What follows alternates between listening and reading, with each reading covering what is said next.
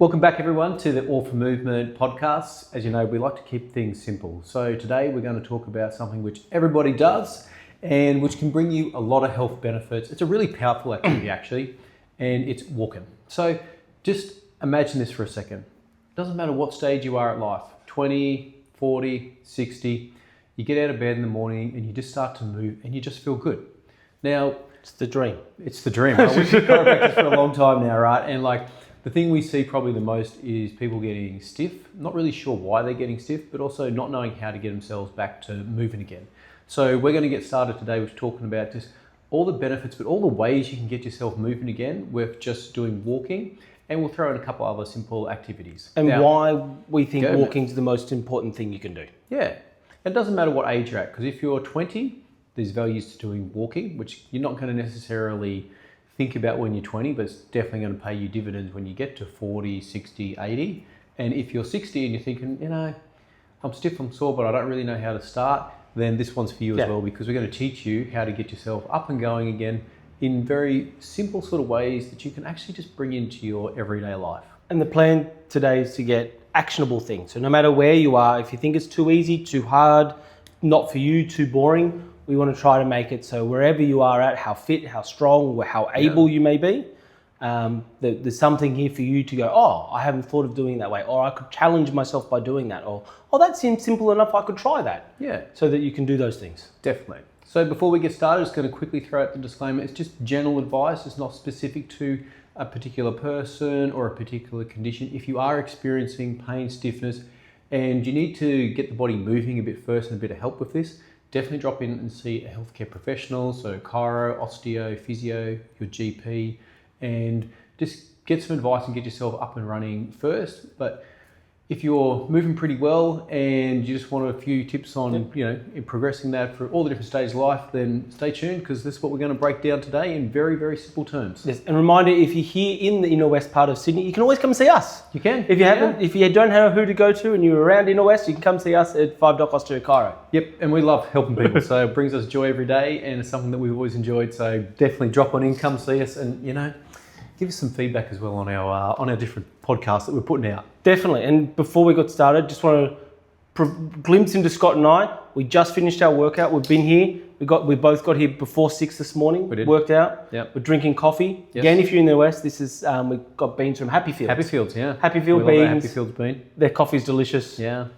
So all their things are delicious. Let's talk about our beautiful workout that we did this morning, right? Because both of us, when we get to work, we start with a workout every day. Yes. Because it's about getting things moving, right? Which is what our podcast is about. But it's actually, Zach's a little bit younger than me, but you see the advantages of doing it on a regular basis. Definitely. And it doesn't have to be a lot. But even a bit over a year ago, I was walking around the Easter show.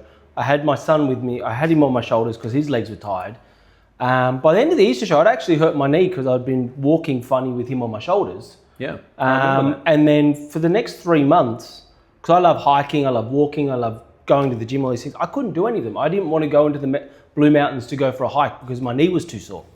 So then getting into our workout routine that we did this morning, I actually focused on these things around my hip joint, because it was my hip joint that was causing issues with my knee. Yeah. So our routine was built off, what we did this morning was built off, what could I do to fix my hip so I could get back to lifting, playing, and walking. I think that's an important point, because I think for a lot of people too, right, it's actually about their life. It's tailoring things to everybody's life, right? So we tailor things to what we do all day, which is standing, bending over a table, treating people. We do a lot of stuff where we're bending forward and a little bit of stuff where we're going backwards. So it creates different patterns in our body of what's tight. And it's like, how do we go about changing that? One of the things that obviously is going to change that is walking, because you're stretching, opening up the front of the hips. However, to get to being able to walk easily and smoothly and freely, there's definitely some exercises that you can do, right, to actually get you on that path. The world is not made for us to be walking. So even if you don't have a job where you're leaning forward, if you have a job that you're sitting in a chair, just these positions, or slumped like I was just sitting there, is going to put pressure on those fronts of the hips. Yep. It's going to make your core and your glutes and your back stabilize differently. Yeah. So then you're going to be stiff through there. So that's... And the other thing is this, right? Like, we see it every day, but everyone has to do a job, or everyone has activities they do throughout their life. And those activities are going to set up the different patterns and everything. And none of that's wrong. No. Like, we all have to do stuff. It's about how we counteract that. Definitely. activities that we do. And we think that walking is actually one of the most overlooked ways that people can do it, because it comes all the way down to just what the body was designed for, right? So the biomechanics is the mechanical movement of the body and controlling its biology. But what that pelvis, like basically everything from your ribs down, was optimized for the ability to walk. Yeah. We're the only creature on this earth that only walks on its 2 feet, bipedal. Everything else is designed to kind of, they can walk some, like obviously some of the primates, other animals can walk on 2 feet. See some of those lovely dog videos. But anyway, but we're the only ones that the biology and biomechanics are optimized and designed for this bipedal standing upright walking. Yeah. And that is because the unique structure of our pelvis, these large glutes, the bum muscles that we have there, and the core as well, so that when we can walk, we can rotate through there. All of these things are designed so that we can walk. It's perfectly designed, right? And walk long distances, and walk long distances fast. The human body, the human beings, we're actually endurance champions. Like if we do a running race with all mammals lined up, and obviously we're not going to win the first 10 meters, we're not going to win the first 100 meters, we're not going to win the first mile. But the longer that race gets in, the more we catch everything. Yeah. That's how our ancestors survived when they were out hunting animals, is we didn't have technology or guns or weapons. They just out-endured them. They kept moving. They could just keep walking, right? They could just keep them moving until their heat mechanisms for the animals, they got exhausted, they got tired, whereas our bodies are designed to keep moving. They're designed to walk. They're designed to keep going all day. And they're designed, this will be another podcast for another day, but they're also designed to be walking barefoot. Yeah. We weren't born with shoes in our feet. We weren't born with these foamed arch supports. We weren't born with Kevlar plates in our shoes. All of these things, stuff that we brought on as human beings, right? But it's definitely a podcast for different. That's a whole nother conversation. But like, if that's beneficial or not beneficial to the body. Yeah, and so the way when we go into the modern world, we spend our day sitting. Yep, most sitting. Of us do. Yeah, sitting at our desks, sitting at cars, sitting at dinner tables, breakfast tables, sitting on a device at night, sitting on device couches. Yeah. And the problem with that is it actually counteracts a lot of that amazing biomechanics of walking by tightening to the front of the hips. Yep. It turns off the glutes. Yeah. It means that hamstrings are being activated, our lower back gets really stiff. And all of these things our ankles actually also get stiff. And all of that's counterintuitive and counterproductive to the ability to walk. And what we're designed to do, right? Yeah. So let's break it down. Let's just start to talk about ways we can get you back to walking and get you back to moving.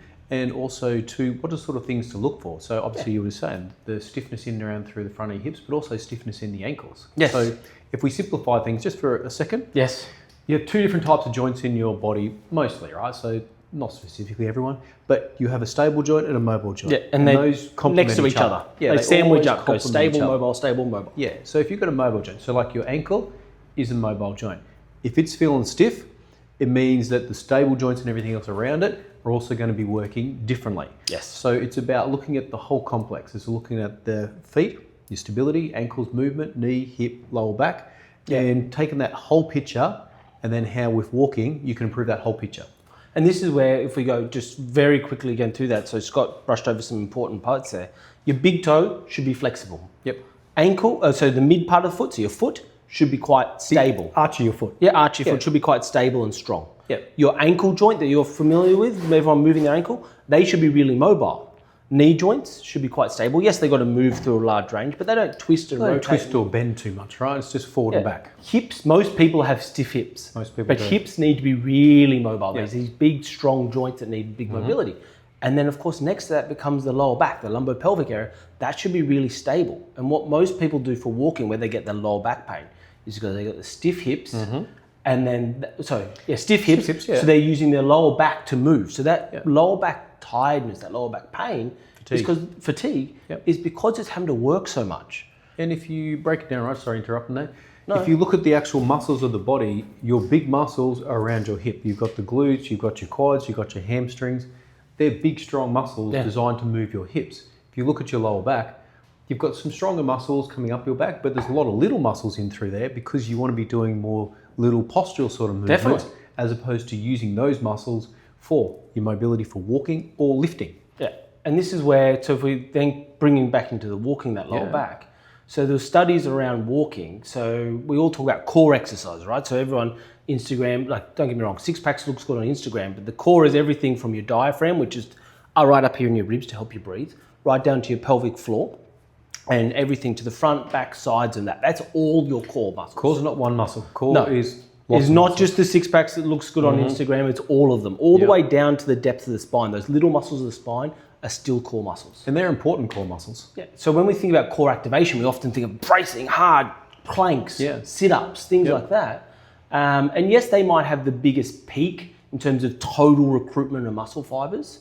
But what we see with walking, it actually activates all of the muscles of your core. So it goes right down to those deep postural muscles. And has the rotation, right? The counter rotation of when your hips and pelvis are moving with your lower back so that you stay stable. Yeah. Your center of gravity stays going through the center of your body. Your eyes are staying parallel to the horizon. All those little muscles are working, and they're the ones you want to work for posture, core, And that's what Scott's saying. So, because what happens is we actually have two different swing phases in our body. So movement rotations. So in the lower legs, so the legs and pelvis, we got moving like right, left, back, forward, back, forward. And then with our arms, we're counter rotating the opposite direction. Yep. So you're moving the opposite arm to the opposite leg. Yes. Because anyone who's walked matching, it feels funny. You don't feel balanced, right? You're going to fall, you're going to feel unstable, and everything's about being stable. And so the core's job is to match those two counter rotation forces and hold it still. Yeah. So that's why all of those muscles, and what it actually really trains well, and this is what's supported by the back pain science, is it's the reflective movement. Reflective. I practiced this before we started and I still stumbled. It's a hard one. But it's so when people got back pain, one of the things they really get jarred by is those quick movements. Yep. Those quick movements or something that catches them off guard, something slips or they step on an uneven surface. Yes. Those really quick movements because the body isn't able to control that. So it jars everything. Because it's not used to doing it. It hasn't worked those muscles and worked those nerve pathways potentially for a long time in the decondition of sitting, right? And that's where walking does such a great job because it's not, you don't need massive amounts of strength. It's not those big core strengthening stuff. It's this little motion, this little rotation, and it builds endurance because you're walking for 5, 10, 15, 20, 25, 30 minutes, depending upon your level, hours or days if you're stronger. Yeah. Now, not many people are doing a plank for 5 minutes. They talk about doing planks for 30 seconds. Like some people can, but so that's really intense, hard. But the walking, that movement where we're balancing those two things, you're building endurance and you're building control. And the other side of it is this true. Doing a plank or going to the gym, those things have a place in society. Definitely good things to do. But equally as great, or more important actually, is what you do on a day-to-day basis, right? And the walking, like you were just saying, building that counter rotation, building that stability in and around through that lower part of your back with the postural muscles, and how you can do that with the simple activity of walking is actually more beneficial because the base of doing everything, to get to the gym to do the exercises, you're going to walk. To go get the groceries, you're going to walk. To get a coffee, you're going to walk. Like you do so many activities where you actually walk. If you can actually use walking as a better way, a more efficient way, and learn how to do that, so you've got your endurance, you've got your control, you've got your strength, stability, all the different things, all the different components, right? Your overall health is going to benefit. And that's what Scott was saying in the beginning to all these different age groups. The optimal health for me, if we think about 80s, 90s, things like that, walking, the ability to walk trumps nearly anything. Probably the only one I could maybe argue myself out of, Scott, welcome to argue against it, is bending to pick something up off the floor or getting up off the floor. Yeah. They're the only two things I could think of that might, but I'm still walking. I don't think so. I think you're right with walking because you can't get food if you can't walk. Like an 80-year-old or 90-year-old who can live at home, they have to be able to walk. Yep. If you happen to be 100 living at home or assisted living or anything, you're socially engaged. Yes. You can walk and knock on your next door neighbour's door. Yeah. You can walk from your bedroom to your bathroom and not fall over. And I think the simplest thing, right? If you break that down, when you talk to the patients who are in their 80s, 90s and getting older, what they focus on is their mobility. They focus on being able to move. They understand the importance of walking, and moving. And that's what I think walking is the most important physical activity any person can do. Yeah. I know that the internet is always, this is the best exercise. I don't come at me with your arguments, but walking is the most important thing a human being can do. And it's not just the physical side, right? There's also the mental element, or positive psychological effects because of the release of feel-good hormones and everything with walking as well. So this isn't just limited walking to the physical aspect. There's so many other aspects to it. Socialising. I know Scotland and Japan, some of their general practitioners prescribe going for a walk outside. Yep. In nature as a antidepressant. Yeah. And so it actually outperforms traditional antidepressant medication. Talk to your GPs, all these different things. Yeah, look at the but research. the studies are in these things. They're doing science, they're doing research on these and they're activities. finding that, I think it's 30-minute walk has a reduction in depressive symptoms in over 75% of people. And that's one of the things you learn when you're in healthcare a lot is, right, is the body is actually a whole pharmaceutical industry inside itself, right? It can make all the different chemicals, hormones, everything that you need. There's so much already inside you. It's just about learning how to actually express that or get that actually functioning the way it's been designed to function. And that's something the science and the research is obviously learning more and more about, which is awesome and great. But there's so much we already do know. And like Zach was saying, the simple act of walking can trigger a lot of those. Because it can be social. Like, it's just a huge thing. I think most people, if you can get them out the door and going walking, which is a big barrier that we're going to talk about. I think we should talk about that next. Let's do it. But if you can get yourself out the door and walking, even if you're bored for that 20 minutes of walking, I challenge people to go that some part of their body is not now feeling better.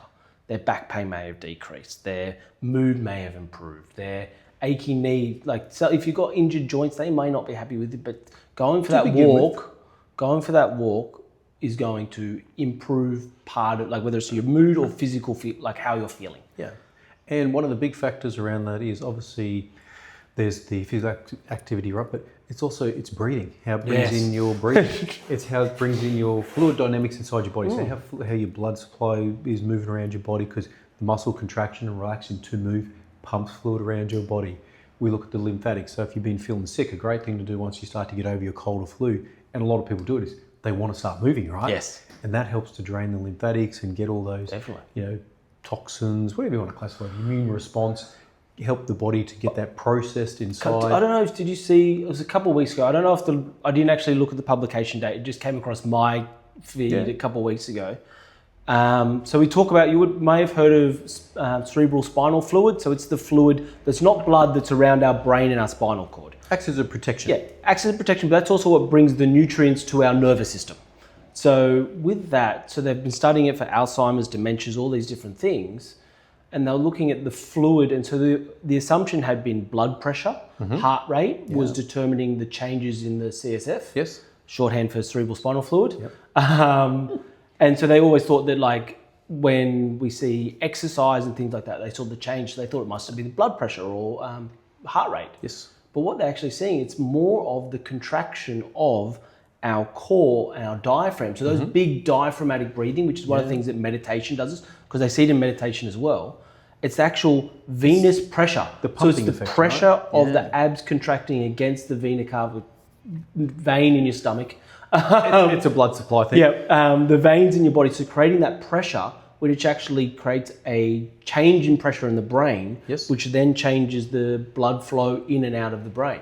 So all very complicated, but we tried to simplify it quickly. But what it's going through is going for a walk or lifting or moving or really just slowly taking some deep meditative style breathing. Take some breaths while you're walking. Focus on your breathing while you're walking. Just do it for one block. Changes the fluid and brain health. Yeah. So it actually decreases some of the plaques and stress, brings in fresh glucose, takes the brain markers and helps your brain relax. Yeah. So that's where they think the mechanism for the exercise and the walking for the positive effects. the anxiety depression is because of the actual fluid changes introduced by the pressure change. Yeah, and that's the thing. We live in such an exciting age at the moment. Yeah, it's amazing. We have our technologies and everything, but the research that's being done into the human body, because so many people are doing different types of research, right? The things we're learning about, you know that if you do some breathing, you'll feel better, right? It's been around for years. Yes. Yoga, Pilates, these things aren't new. They're not new kids on the block, right? They've been around for 1,000 years. There's always been the positive effects, and everyone knows it has a positive effect. However, now we're getting the research to show either how or why it's having a positive effect, which just reinforces the beautiful thing of movement and simple movement. Nothing hard, nothing complicated. So one more thing before we get into how we can get walking. is, I don't know if you've seen those vibration plates that are popular on the. Seen those, yes. So they're going for they're talking about lymphatics. So they talk about the lymphatic drainage of the legs. Because sitting down, anyone who sat on a plane or a car for a long time, your legs swell, particularly if you're over the age of 25. Yeah. And the further you are, the maybe notice more it. it might swell. And so these vibration plates, and they talk about lymphatic drainage and all this type of movements. So the soleus, one of the calf muscles, we don't have to get down to the adults, but it's a deep calf muscle in your leg.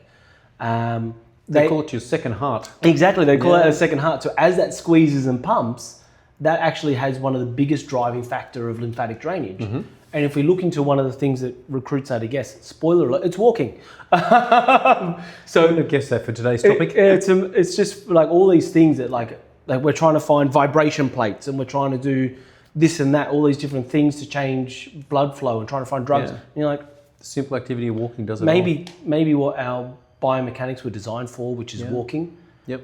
So let's talk about how we can start. I was going to say, we've talked about all the little things like, benefits and how it's helpful and what are the positive effects of doing walking. But let's get into now, like, how do we get started?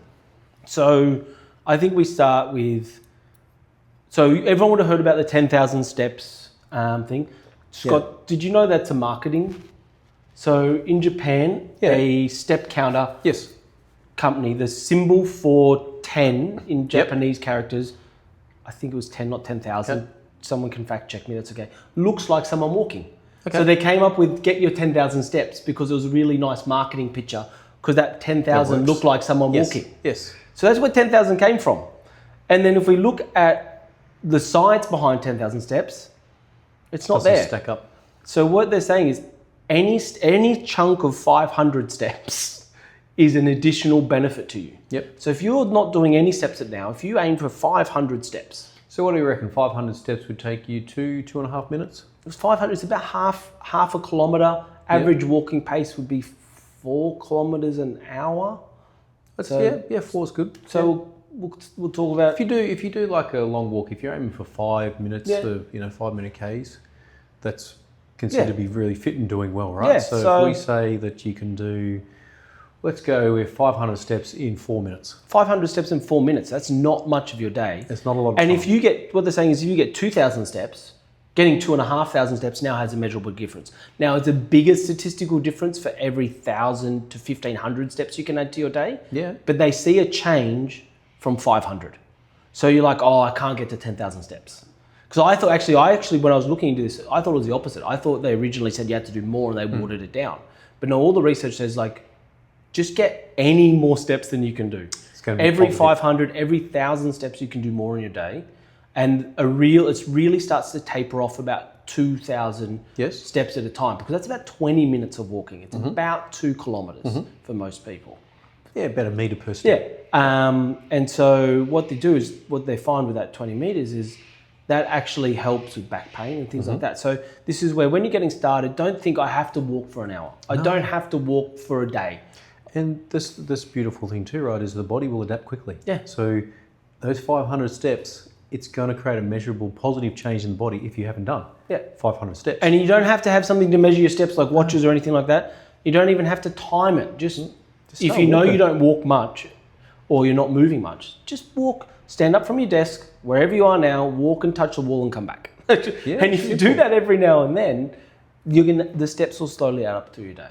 And the other beautiful thing about that is once you start to do your 500 steps, and that becomes easier because your body becomes more efficient, it's used to it, it's not a tiring activity, it's a very simple activity, then doing 750 steps becomes a bit easier, because now 500 was simple, so doing a bit more, you're like, I actually feel good. So you can get that positive reinforcement. Yeah, and most people can do more than 500 steps. The only reason we're talking about this tiny amount is because that's how simple it is. With exercise, everyone often thinks about it as too hard. Yes. Now, the other way, if you're like, it hurts too, Zach, I've got bad knees. I don't, but say you're sitting there and say, I've got bad knees, I've got a hip replacement, my feet are sore, whatever it is.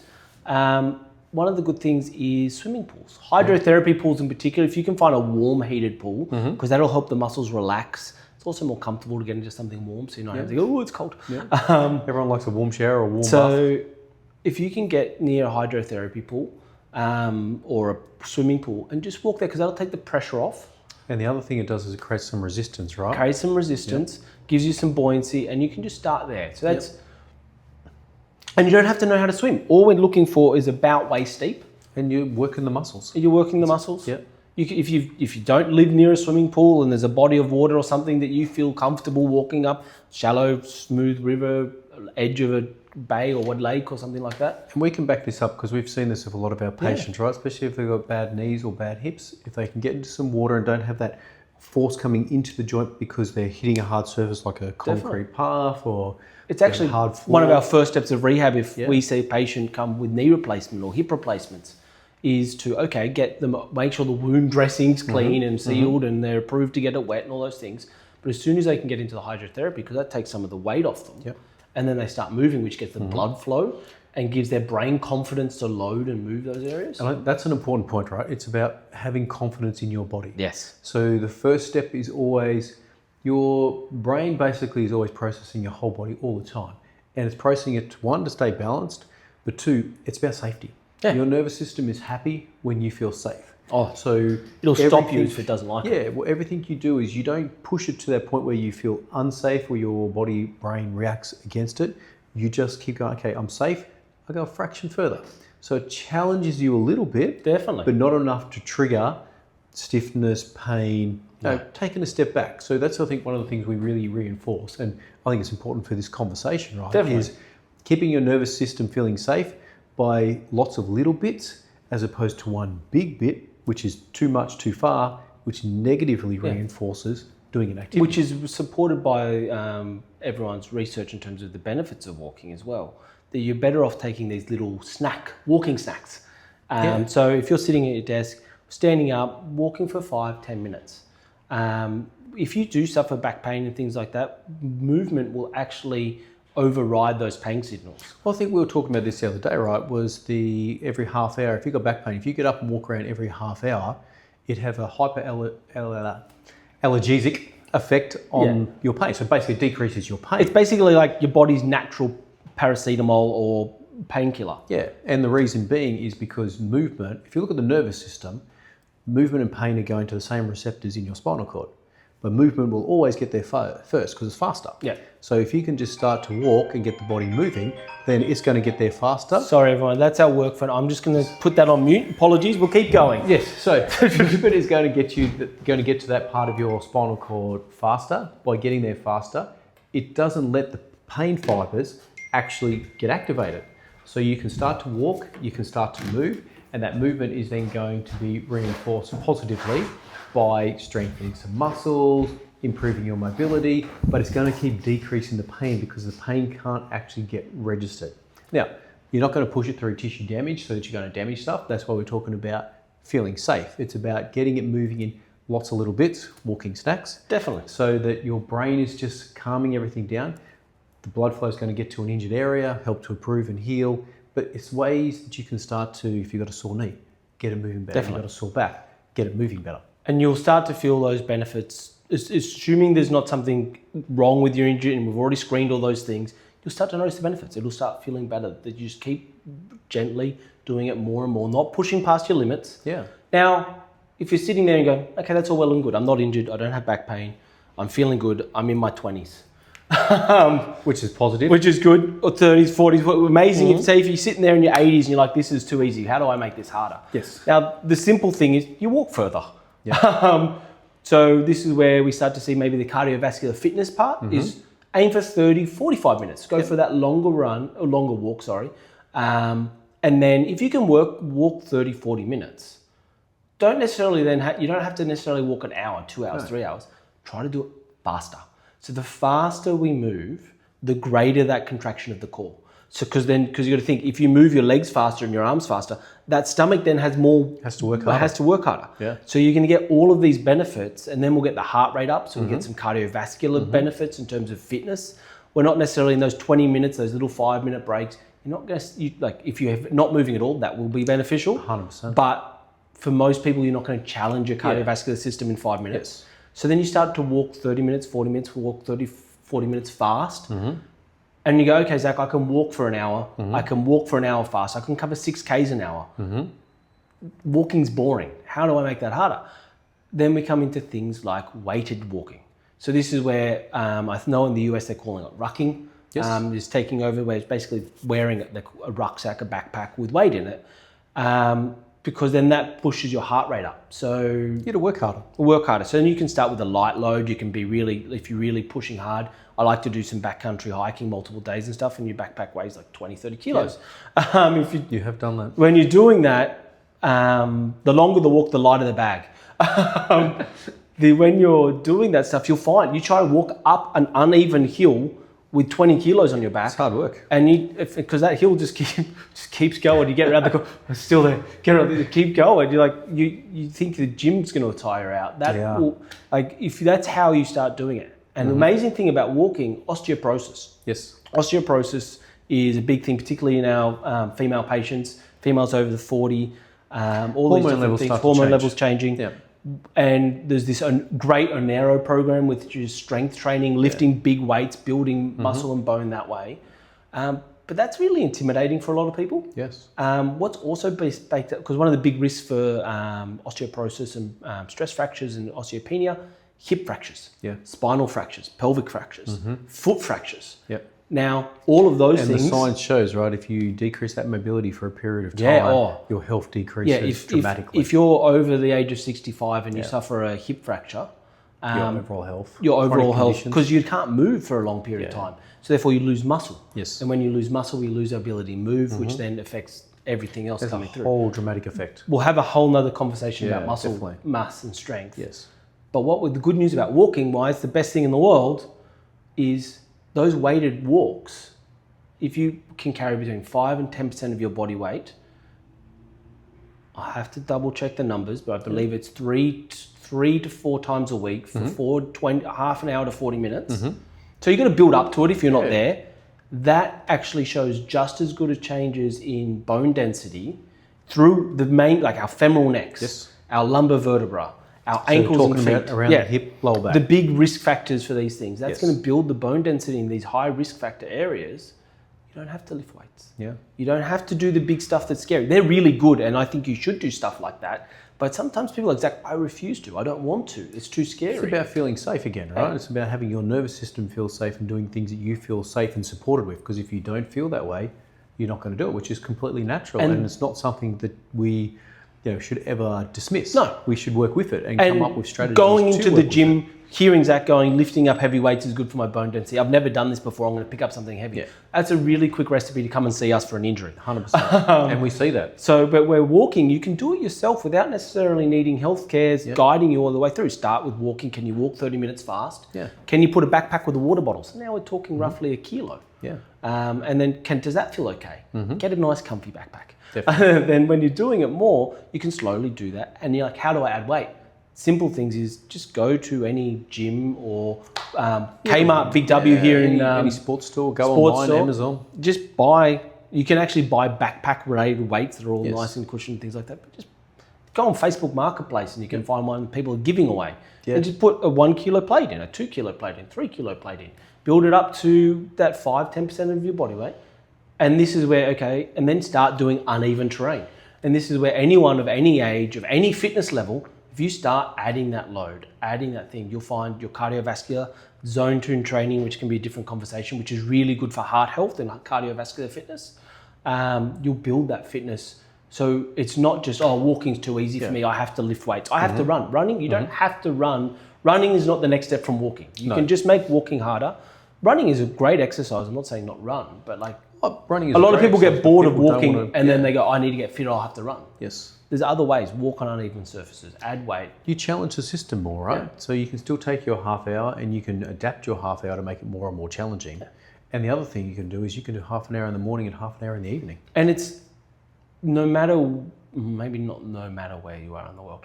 Pretty much, I'm going to go 99% of the places in the world, you're going to be able to find somewhere to walk. Definitely. Society is set up to walk, right? You can just step outside your door, or even if you don't like going outside, walking back and forth in your house isn't as ideal as outside because you change your stride and all these different things. But treadmills. Yes. Treadmills, controversially, they're not as good as walking outside, but they're a lot better than not walking. 100%. You're still going to create you can do the movement in the muscles, muscles, work on the right muscles, counter rotation. You can talk on the phone and work while you're walking on the treadmill. So there's always time to find walk. Yeah, it's about finding also that positive messaging right around why it's beneficial. Yeah. And it's about, if you want to look after your health moving forward and over a long period of time, if you can just bring in consistent walking throughout your day, like you said, 500 steps is all you need, it's going to have a positive health benefit. Yeah. And I think that's one of the biggest challenges that we see through here with people is they're time poor, they're stressed, they've got a lot going on. So if you're going to come down to one activity which is going to have a big positive effect, Definitely. we always go back to walking. Yeah.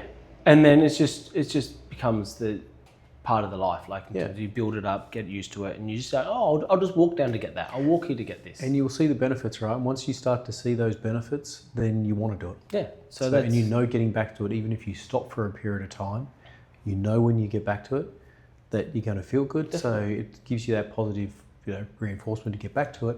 It's just getting the process started. So let's break it down again. Let's just go through it again just quickly. If you got to start from zero. Yeah. Been 5 years, I haven't taken a single step. I've just sat on the lounge. I've ordered Uber. I work on a computer. How we starting?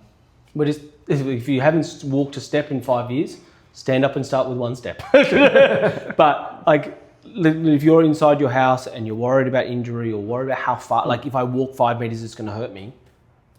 Just walk up, touch that wall across the other side of your apartment, your house, room, walk back, sit down. Yep. Like, it doesn't have to be harder than that. And then if you're like, okay, I did that once today, then maybe in the afternoon, try again. Mm-hmm. Like if that's how slow we have to start, the great thing about walking is that's where we can start. Yeah. And then if you're like, oh, Zach, that's a little bit silly. Well, that's going to be some people's reality. Mm-hmm. Now, for most of us, start maybe 10-minute walk. If you don't go for a walk outside ever, and you're like, oh, I'm worried about my back pain, go rely on the fact that moving is going to help that back pain. It's going to take about 5-10 minutes for that really to start to kick in. Yeah. You can start to feel the physical changes. Yeah. You can start to relax. The blood in your flow, body. the muscles are engaged. You'll probably try to aim for that 10 minutes. And then one of the mistakes people do is they try to go around a block or around a park. But if you get halfway around that block in 10 minutes and then you start to go, oh, I'm starting to feel tired, you then have to do the next 10 minutes. You've got to get home. Where if you just stay in front of your house and just walk up to the next house, walk back and forth and cross. So if you go, oh, I don't feel safe, comes back to safety again. Yes. You can then just go back inside. And always prioritize safety first, right? Yeah. Like you don't want to challenge your nervous system or your body to the point where it then goes, you know what, that's not for me because... I had a patient, so he's dealing with back pain. He was feeling really good. He loves going on long walks, so he decided to go for. He normally walks for about an hour, and so he was walking. He was feeling really good, and he looked at his clock, and he just walked in one direction away from home. And he's like, "I've been walking for an hour. I'm feeling really good," but then he had to turn around get home and walk another hour back. He really regretted walking an hour away from home because, the last 45 minutes, his back pain was back. Yep. So if he followed the advice, he'd kind of do even just a half-hour block of the house and you go, well, that feels good. I think I've got another one of those in me. Mm-hmm. So just a little 5 minute little loops. 5 minutes one direction, start walking back. So then that's the next step. And then once you build up that, and then do it once in the morning, once in the afternoon if that didn't feel too exhausting. Yeah. And then do that once morning, once afternoon, once morning, and then build them up. And then build the speed. Build them up. And once you're walking for 20 minutes, half an hour each time, then go, you get a lot of health benefits. Can I walk faster? Yeah. Okay, I'm still only have to walk 20 minutes, but can I walk one more street in 20 minutes? Break that down, right? Is it more important to walk, say, 20 to 30 minutes every day and improve the intensity of that? I'd campaign yes for this. Than to say, I'm going to walk for an hour every day or an hour and a half every day. Like the shorter bits and making it more intense as opposed to... I'd rather you walk twice for 20 to 30 minutes than once for an hour. Yep. Because now from a cardiovascular fitness wise, you're probably better for the longer, for the build up that cardiovascular base. But the other thing is you're not going to be able to walk, you could push yourself to walk faster and get some of that cardiovascular benefits. But for all the other benefits of walking, because it's going to relax your back, relax your muscles, help your mood, the second dose in the afternoon or a couple hours later, it's going to pick it up. It's going to be better for your body to stay up in a good zone.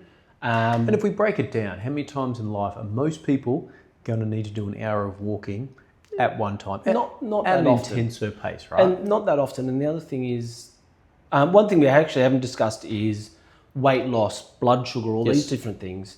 movement after food is shown to mitigate some of the glucose spike we get. So like post-exercise walks, like if you have your breakfast, go out with your family for breakfast and then walk around the park after. Even if you have the maple syrup ice cream pancakes, you'll find that your body will naturally mediate that blood sugar. So that's where you can get additional health benefits by getting these secondary walks, because the overall health benefits of moving twice a day is going to be better than moving once hard, I think. I have to agree with that, right? Because that's what we encourage people. We encourage people to do lots of little bits of movement and to slowly build that out, as opposed to just doing one solitary bit of heaps of movement and then doing nothing the rest of the day. Sometimes it's good to challenge yourself maybe once a week with like a longer one. Say how long can I walk? If you're feeling comfortable with that, like start pushing. Like I know a lot of runners when they try to do their triathlon or marathon running, they do their base runs, their 15Ks, 5Ks, 10Ks, speed works. And then once a week, they need to start getting that distance where they go, I'll do 20, I'll do 30. Get comfortable with the fact that I'm going to have to run 42K soon. It's a long way. So like, if you like, it's not a bad idea to do one of those challenging ones, but you do those once a week. If you want to follow that philosophy, do your regular walks and then maybe once a week, once a month, whatever works for you. I've been walking. If you're going to do one thing, short walk, increase the intensity. So that's why if you are listening to this, the one takeaway is do one short walk at whatever your intensity. If you're young, fit, healthy, put it on a 5 kilo backpack if that's suitable for your body weight and strength, and walk for 20 minutes fast. And you'll be amazed at what happens to heart rate, what happens to the muscles, how we feel. It has a positive effect on every aspect of your body. If you're not one of those, just walk up 5, 10, 15, 20 minutes is your limit. Take it easy, take it smooth, keep it flat ground. It's a beautiful part of walking. You can do it at any stage of life, but also any condition. Like no matter how you feel, you can walk. The one other thing, if you're a back pain sufferer, a hip pain sufferer, a knee pain sufferer, post-walk, sometimes you walk because it gets all the blood flow moving, you get back and you're a bit stiff. Get heating to it. So like if you're like, but after the walk I'm always sore. So one, you're walking too much. Do less. Bring it back a bit. So that's your body signal, it's tired, it's fatigued. So do a little bit less than what's causing that discomfort. And then whatever your normal sore spot and heat, and that's wheat bags, hot water bottles, showers, baths, things like that. Because that's going to keep the blood flow going through that area, helping those muscles recover, getting the sugar, taking out the waste products. And let's just quickly touch on that too, right? Fatigue, stiffness, pain, these sort of warning signs. That's what you're looking for am I going too far? Am I pushing myself too much? Unless you're intentionally setting out fatigue, we'll judge fatigue as in you want a little bit of fatigue to improve your cardiovascular fitness, improve your strength. However, if we're looking at this just purely as safety and about improving mobility and growing the time you can walk and the intensity you can walk, stiffness and pain, they're our two biggest things that we're looking for as our guide to be like, okay, this is my boundary. This is where I stop for now, which is stiffness to start with. And then you get used to that level. Then you try to go a little bit more. Pain, pull it back a bit. That's all to do with exercise is progressively overloading. So that means gentle exposure to a little bit more. If you've got those signals, pain, stiffness, during the activity, you should be stopping. And then go get some professional help. Get some advice, find out why. But then immediately afterwards means you were close to getting it during. And then the next day, it shouldn't be so hard that you couldn't do it again the next day. Or like we're talking about in the afternoon. So if you're pushing yourself so hard, you're like, I couldn't possibly walk again. You went too far. And look, people will do that. Definitely 100%. That's not a bad thing, but they're your guides. Stiffness, pain, that's your boundary. That's your body saying, all right, this is where we are capable of now. And then to slowly improve that pain, stop, come back. Stiffness, definitely. Just, if you are feeling a bit stiff the next day, if you went for 20 minutes hard, decrease the intensity a fraction so your body can get used to it. Then go back to that so that you're just slowly exposing it a bit more, a little bit more, a little bit more. And the body changes quickly, right? So it'll quickly adapt and change. You just got to give it the time to adapt and change so that it's a positive all the time. Definitely. And I think that we could probably talk for another 2 days on this topic. Easy. But I think that's our key takeaways. Just get moving, gentle, don't hurt yourself. And takeaway messages, if you're listening to this right now, go for a walk. And if you find it too boring, listen to us talk about walking while you're walking. Yes, exactly. There's plenty of things you can do to distract yourself while you're walking, right? So This is our second one. We'll be back in roughly a month's time. Yeah, we're going to just keep the topic simple. So it's just taking different concepts about health and movement and just how you can apply it to your everyday life in very simple ways that are going to be practical, productive, and just, just help people. So thank you for listening. Hope you enjoyed it. Go for a walk. Enjoy the sunshine. Bye.